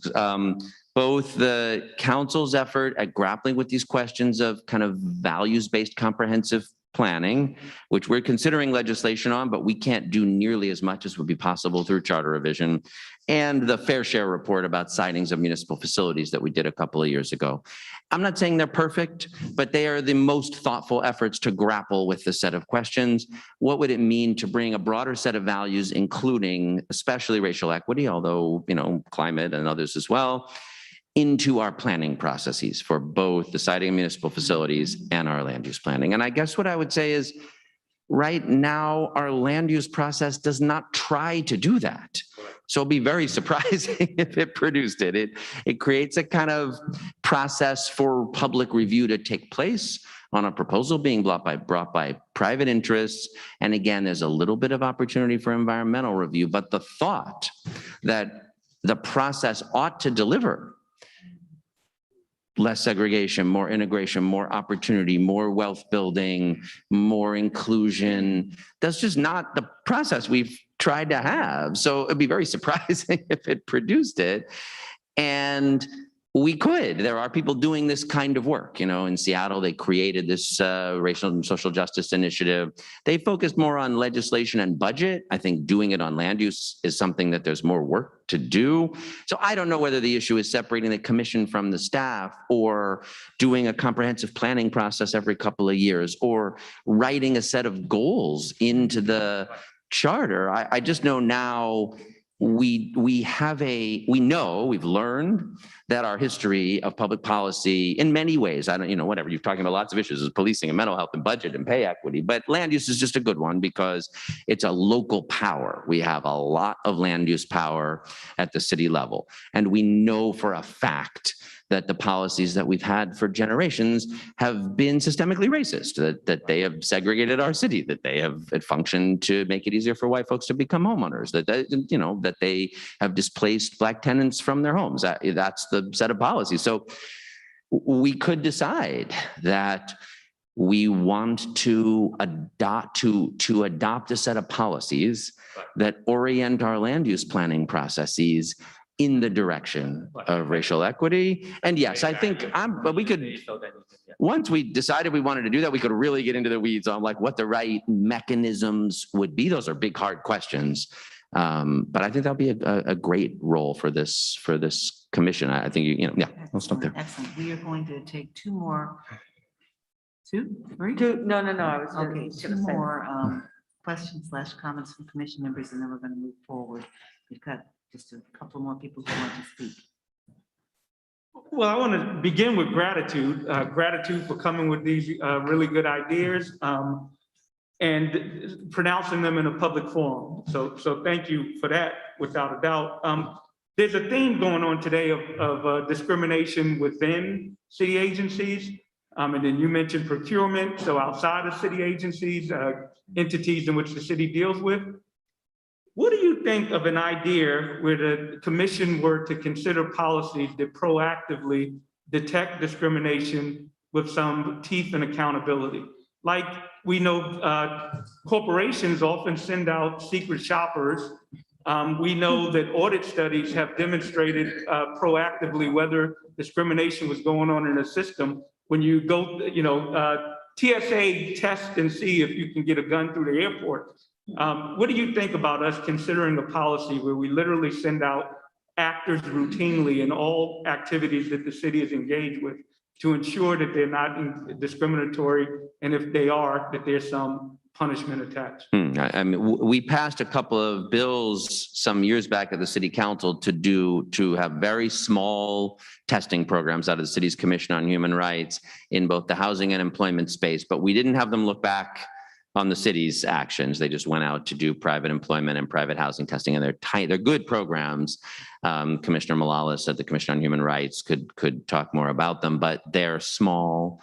And yes, I mean, I think we really need it. I do think there's a challenge of how to give them teeth. The MWBE reports, Minority Women-Owned Business reports, every year show how woefully short our contracting falls of, it's embarrassing. I mean, really, if you look at and every year we put the numbers out, and sometimes that motivates an agency to do a little better next year. So I don't want to say there's been no progress. There's been a little progress, but giving it teeth is really just worth spending time with, because the city council report that's out today on pay equity is a good one, and I'm glad we have the transparency. But what's going to, how do we drive change, I think is absolutely important to do, a critical question. As I say, I'd love, should I be so fortunate as to be the next comptroller, an even greater opportunity to have an equity audit team in the audit shop that's looking at these questions. And I think there are many places, and I think, it's worth thinking through in each channel on pay equity, on procurement, in all kinds of other ways. And then there's a real opportunity here. Thank you, Commissioner Thompson. Well, thank you. I have a comment, and I want to know if you agree with it. And then I have a very specific question. So my comment is that white children of baby boomers are expected to inherit around 50 or 60 billion dollars, trillion dollars, I'm sorry, from their parents over the next 20 years, 50 to 60 trillion dollars. Black children of baby boomers will essentially inherit nothing.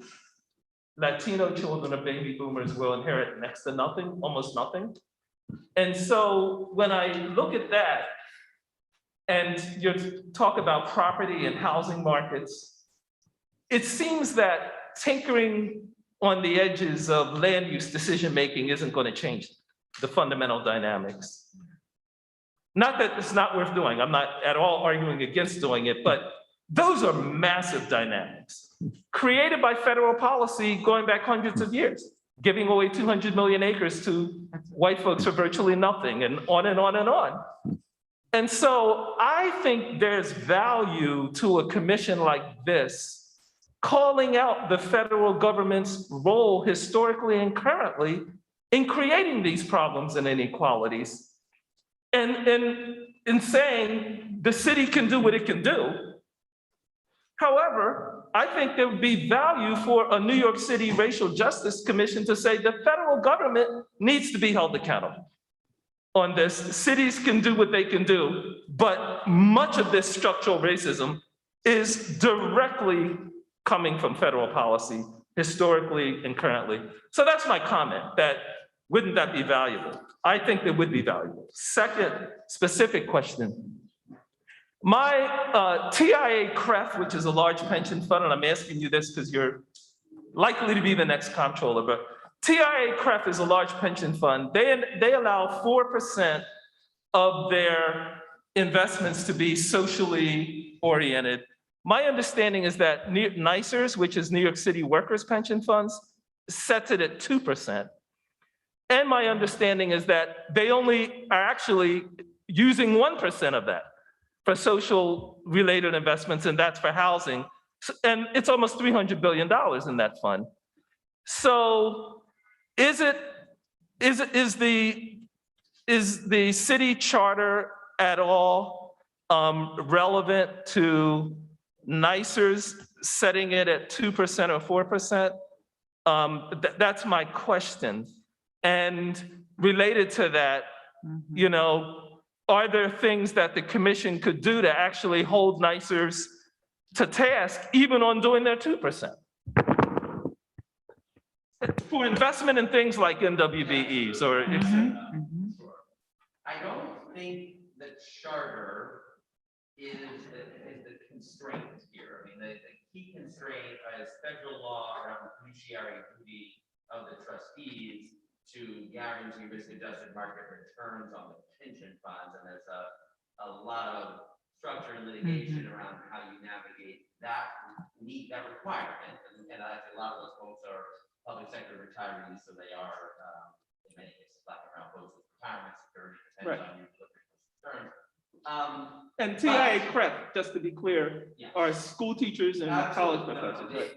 Now, what I would say is, I think there's more that the New York City retirement system can do here in a lot of ways. So the 2% of economically targeted investments that the New York City retirement system has, that's for investments in New York City. That's not all social responsible investing. That's not renewables. That's not companies that are pioneering racial equity. That's New York City investments, which are of course critical, because we need to investing in minority-owned businesses and affordable housing and community loan funds and a range of things. So could that go from 2% to higher? It could. The charter is not the barrier. The barrier is getting the trustees to decide that they see it as within their fiduciary duty. But the law is such a big opportunity. You know, who manages those funds? Right. You know, is no surprise, it's overwhelmingly white folks, and the biggest, 75% of funds incomes, which is all basically State Street and BlackRock. We think of those as institutions without color, but they're white institutions. So I think there's a lot of work to do to bring together asset management diversity, the economically targeted investments, and then shareholder action on pay equity, on justice, on climate, on just transition. So there's a lot to do there. I'll think about, I don't think the constraints are the charter, though I'll take a little deeper look and see what might be there. I think your idea of whether there's some way to build in this generational wealth concept concept, that people are exploring. On the one hand, the baby bonds, like a great program that they have out of Kids Rise, or more work in housing to reboot things like Mitchell Mama that did enable a generation of people to build wealth in their homes. Like we used to have affordable housing programs that help people build somewhere. Around the time of Mitchell Mama, about half was homeowner cooperative ownership, and about half was rent. And now it is overwhelmingly rent. We take our land and our tax breaks and our subsidy dollars, and we give it to a small handful of for-profit private developers. Mostly white, there are some people of color in that mix, and they're good ones, but regardless, it's a small handful of people owning all the equity. And almost none of our affordable housing programs now into creating affordable cooperative ownership opportunities that Mitchell Mama and other similar programs represented. And so to your first point, I 100% agree that it's valuable for this commission to focus on where the scale of the problem is and identify federal policy. But I guess I would disagree a little on there is a lot New York City can do. And I do feel like there's a little bit of a you just got to use the platform. That's right. And we know we've got a set of policies here, even if they make less difference at a macro scale than federal policies, and yet we have allowed them to further systemic racism and inequality when we could make them tools. I think that's important. So I agree. It could be a lot of money. But I would not, I don't know, we go there real estate in New York City is like oil in Texas. And there's lots of other areas as well. So I don't want to say that I think that's the centerpiece, but it's just one good example of where we have the power to make our local public policies something different than they've been. Right. And I think that's Indeed. Yep. Indeed. Thank you. Thank you all. So we have one more person, Hector Robertson, that we're going to take a 5-minute break and then we'll get to you, Mr. Robertson, as soon as we come back. So I have 7:24, so we'll make it 7:30. Okay, so 6 minutes. We'll take a break.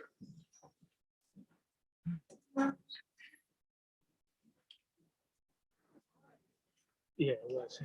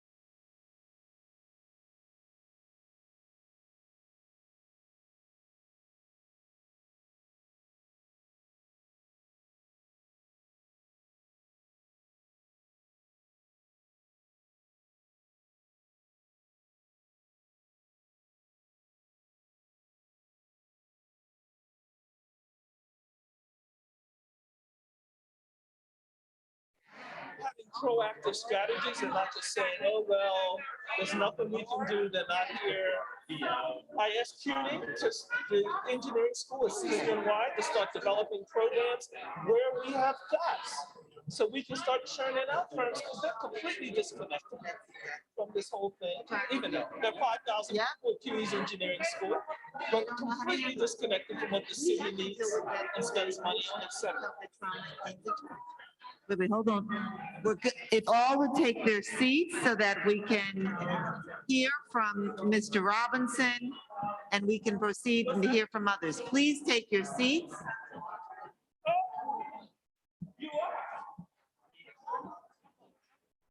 All right. It's been a while, but we need to, I need you.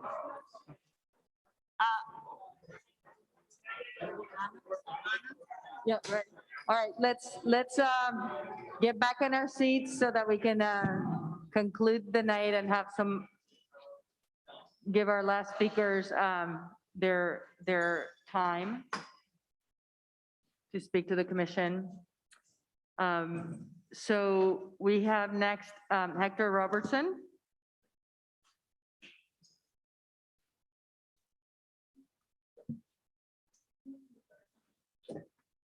Thank you.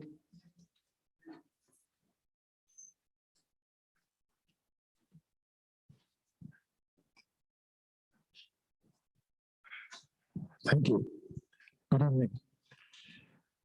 As I sit here and listening to all of the issues that we're facing with mental health, I can't help but to think about my experiences running as city council in the last election. There was a lot of experiences that we actually went through. We looked at people, their needs, where they were. We walked through all of the public housings that we could possibly walk through. We saw how people were living in those different buildings that we were actually campaigning for. And we realized that the poverty level that exists in our district, in my district, the 35th district, is amazing, is outstanding. And work that we have been doing over the years with our organization, trying to keep people in their homes for the last 25 years before I ran for city council, was very well worth it. Because as we talk about racial justice in this forum tonight, a lot of people that are living in these public housing have absolutely no recourse. These houses, they've been living in these houses sometimes for 2 and 3 generations. And when I talk to some of them, they seem very despair. They see no future for them, for their children, for their grandchildren in some cases. And so as I listen to several of the speakers that have come up tonight, one of the things that we actually realize is that there is no political will to make those changes in this city. That we are forced, now that the election is over, to continue with our work. The Crown Heights Community Council is an organization that we started in Crown Heights to help the people of the community. And so we're going to go back to that because we know that the need is there. And we know that as we walk the streets of Crown Heights and we look at all of the children that are outside today, running around the streets with no parental guidance, with nothing else to do but to run the streets. So we are going to continue our work because after the election, the issues are still there. And I think that as the school year comes around and these children have to go back to school, racial justice is one of the things that I want to bring to their lives, is to be able to help them understand that there are recourses. We have a big armory right here in Crown Heights, the Bedford Union Armory. And I want to use that site to be able to bring services to my community. I think that it's not only to go to City Hall and say, we need this and we need that. We realize that we have to force them to give us those services. We have to force them to give us mental health. We have to force them to give us educational services, training services. We have to make sure that there are banking institutions in our communities that actually can lend money to the people of our communities. We don't have any of these services in our communities. And so this is all part of racial justice, because every single one of these services have been alienated from our community. Yes, sir. Sir, I'm going to have to ask you to end your remarks because the 3 minutes has passed. Thank you very much. I really appreciate it. However, there may be persons on commission members that would like to ask you questions. And I'll begin with, when you talk about resources that are needed in the community, could you expound upon what resources you believe are most critical? I think that we haven't to scratch the surface as to how many people in our community really need mental health, especially with surfacing in our community and people not having anyone to reach out to actually express whatever it is that they're feeling, whatever it is that they want to be able to talk to. So mental health, if we can get them right into that armory, it would be absolutely great for the community. Thank you. Can I have a follow-up on that as well? We hear that a lot. Obviously, we've heard it several times tonight on the issue of mental health. I want to push back a little bit in this regard. We know that because there's often a lack of culturally competent services around mental health, what can end up happening if you get more of that is that you get more people diagnosed with a DSM-4 diagnosis and whatnot, and it's all therapeuticized and medicalized. And what I'm hearing from people is that what we're maybe talking about is emotional wellness and sound mental wellness. And so how can we, in your opinion, and any others, Reverend Anthony, anybody else who talked about this, how do we switch that to a strength-based, to an asset-based and a resource-based perspective rather than as a medicalization of our conditions? Well, I think you're absolutely right. I think that one of the experiences that I had as I was running the city council was that a lot of the seniors in even my district were shut in.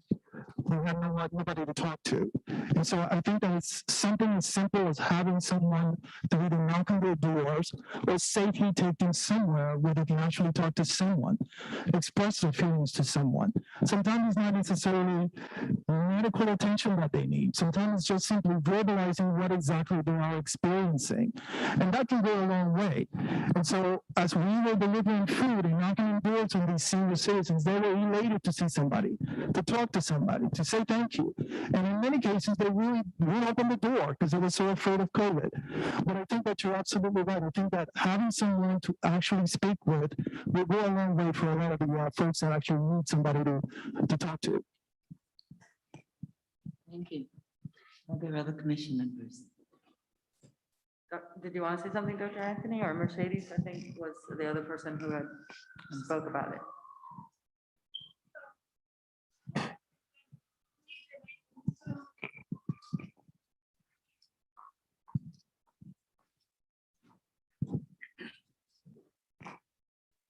So with the pandemic, we've been able to look at and identify what the needs are of individuals are. And there are really 5 areas that needed to be addressed. One is the belonging. Are people connected? What are they talking with each other? And that's seniors. Then livelihood. Do they have what they need? Do they have the food and shelter and that kind of thing?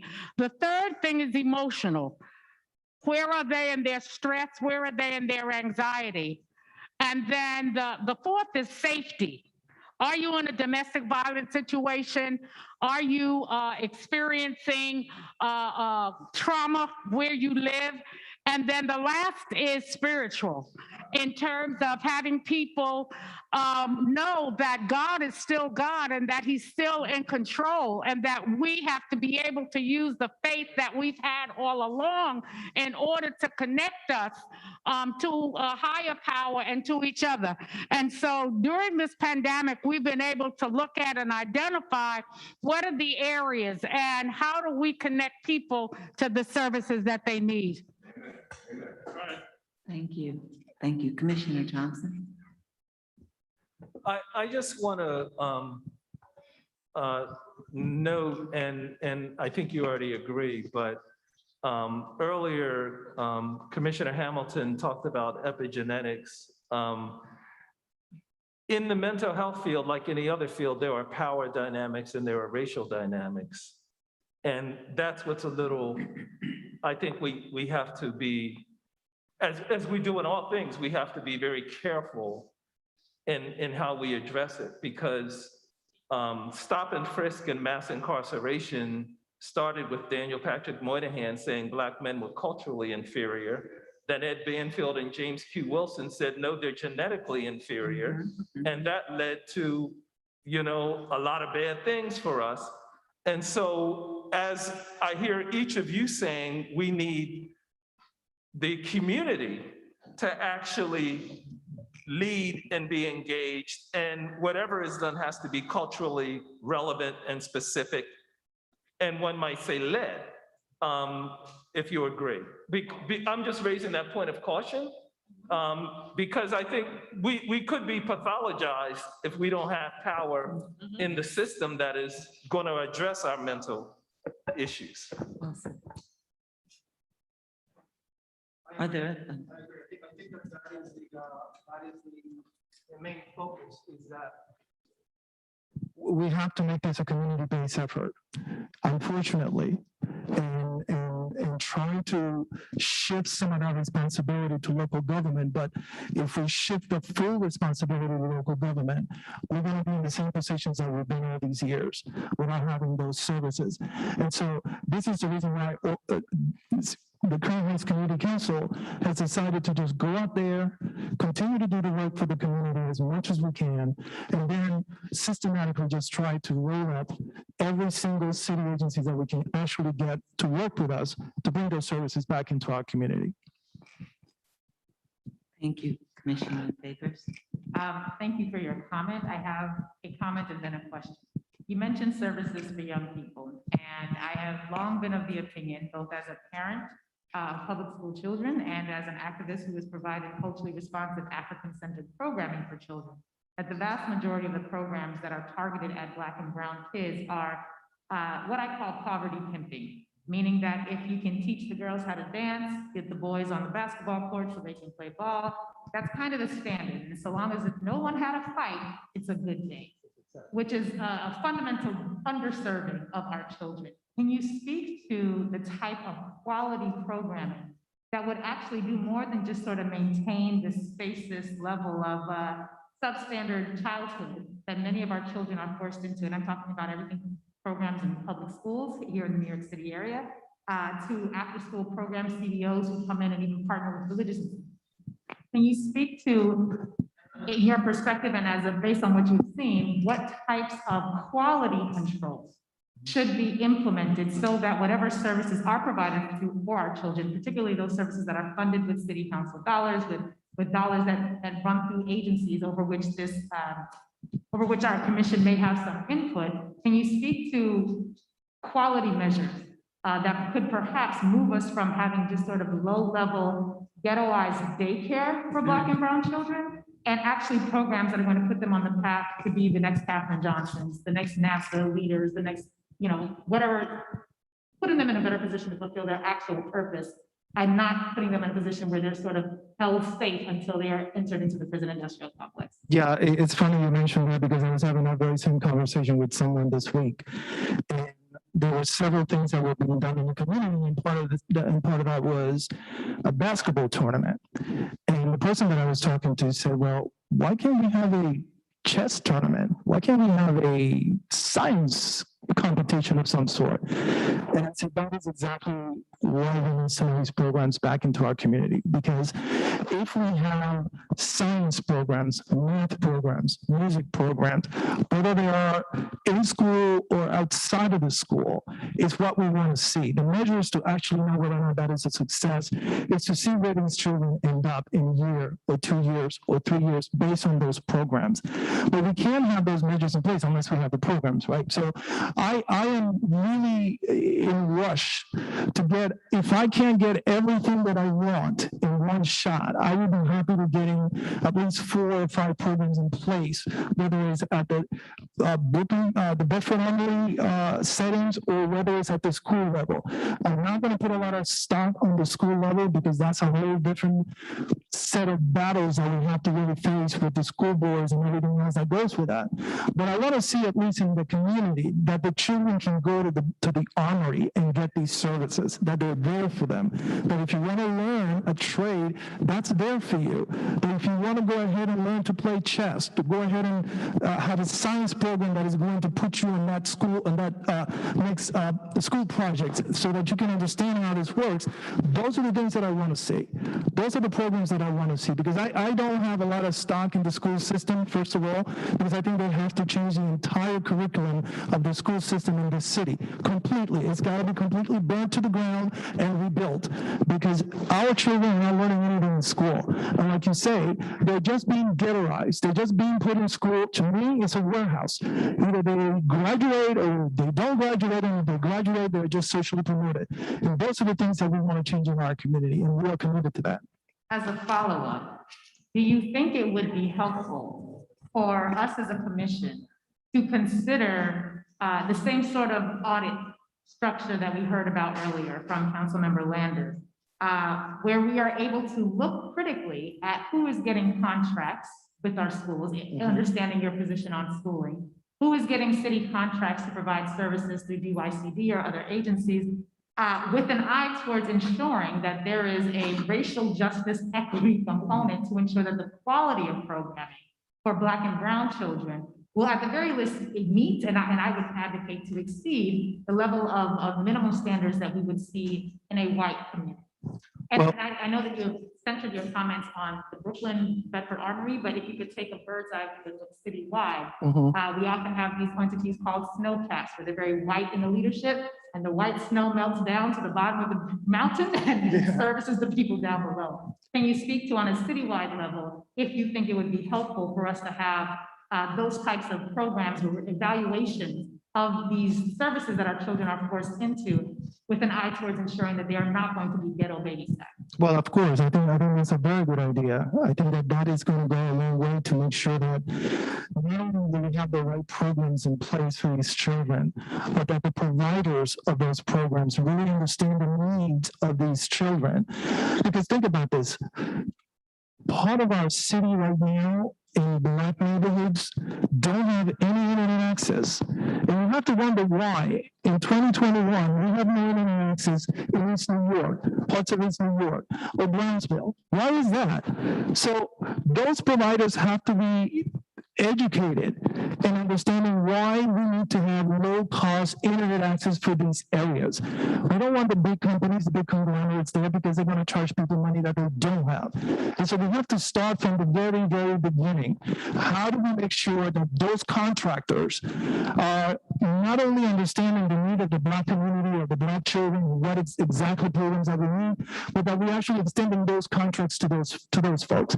Because the city really is always in a position where I go to the same statement. It's got to be the political will to be able to really make the change. And unless we as a community push the city, it's not going to happen. So I agree with you that that's a great way of actually measuring success, throughout the city, and measuring success throughout our programs that we actually want to implement in our communities. Thank you. Thank you. There being no more questions or comments from commission members, we thank you. Thank you.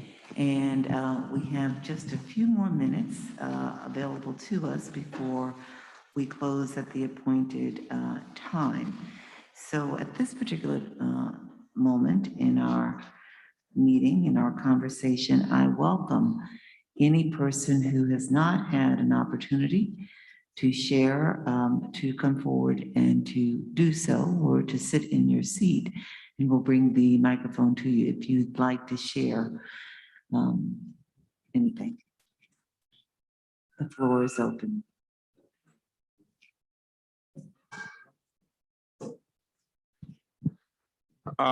Good evening, everybody. It's a pleasure. I'm surprised. I'm pleasantly surprised to see this gathering today. I just found out about it today. I just want to bring up the point that America, the world, in fact, we're shifting. We're shifting mentally, psychologically, emotionally. Everybody's is messed up. You know, I'm a professor, so when I go into the classrooms, the students are emotionally burnt. So we were instructed to take that into consideration when we're instructing them. I'm also a criminal defense attorney. I've always dealt with mental issues with my clients, but I can't tell you the double impact it's having, especially on those who are coming back into the community, because they're coming back to what? Racially, that's always been a component. That's always been there. But for those who are coming back into the community, my goodness, what do they come back to? And on top of that, you had all of these institutions around the city, mental institutions, that closed down. So we have all these people in the street. My colleague mentioned the seniors. Nobody's really there for them. So basically what's happened in America is our skirts were lifted. Now we see who we are, including Blacks and whites. We're all victims of it. Blacks are victims of it. Why? Well, one of the evidence of it is we still refer to each other as N-word. We talk as if it's a term of endearment. So we're victims of it too. White folks, when they saw George Floyd, they had to reconcile with that reality. That reality hit them in the face like they never, whoa, racism, whoa. So they're victims too. We're all victims. So what's happening is we're shifting. I have good friends. Most of my best friends happen to be white. We don't even know how to talk to each other no more, because I look at them, because in my reconciling with what's going on, I don't know, I'm like, wow, do white people really think that way? Do they all think that way inherently? Inherently. They're not, I know my friend is not racist, but there's things in the system that cause them to think racist. You know, that privilege thing, and it's not intentional. It's just what it is. Just like my brothers coming out of jail. They think that they're lower. They think that they're not up to par with whites. So we're shifting that thought. So as we get to these policies, and I like everything that was said on the floor tonight, but we have to consider this. We're not sure, we haven't landed yet. The dust hasn't settled. America is shifting, our psyche is shifting, things are changing. You have the LBGQ out here having space. And one last point I'd like to make, just one last point. During the civil rights, it was Blacks. Blacks did this. And people are riding the coats of Blacks. When I ran for office, I was looking at the brothers and sisters in the street with no jobs. I fought my butt off for jobs. And when they gave me the jobs, it was all Spanish. The construction work was all Spanish. My brothers were still on the street. So with this shift, with the white people joining us, hand by hand, because a lot of white folks are now saying, you know, we got to do something about this. I think that we should push to unite and get together, to get it together, because we're all victims of it. It's not just us. It's not just you. It's not just the Asians. It's not just the Spanish. All of us are victimized by this. And the COVID virus put us all together, and we're starting to see this thing play itself out in a very nasty way. Thank you. Please provide us with your name, if you will. My name is Richard Hurley. I'm a son of this church. I'm a proud son of this church.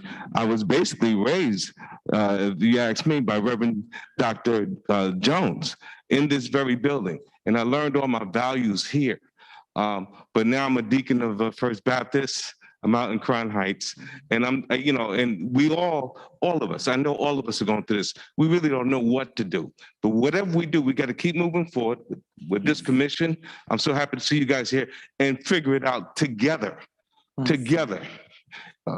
Well, I thank you. I thank everyone for the input that they provided this evening. I want to make sure that we're leaving nobody out.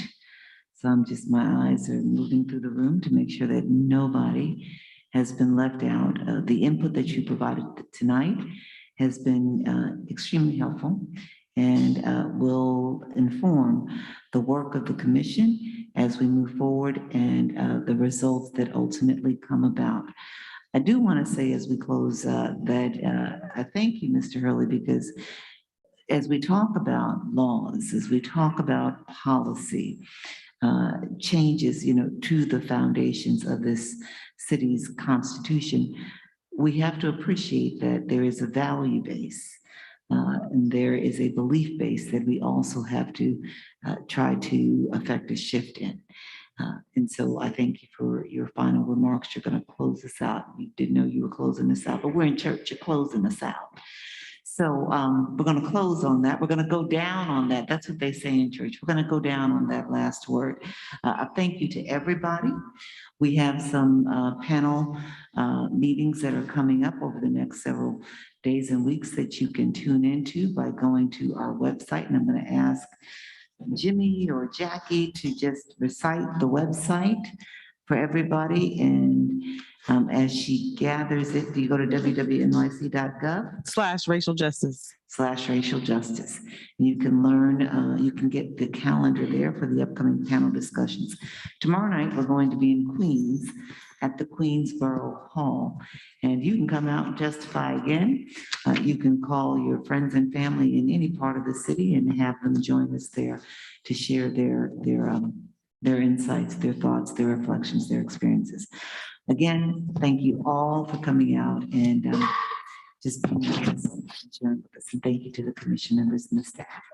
And to Bethany, good night. Thank you.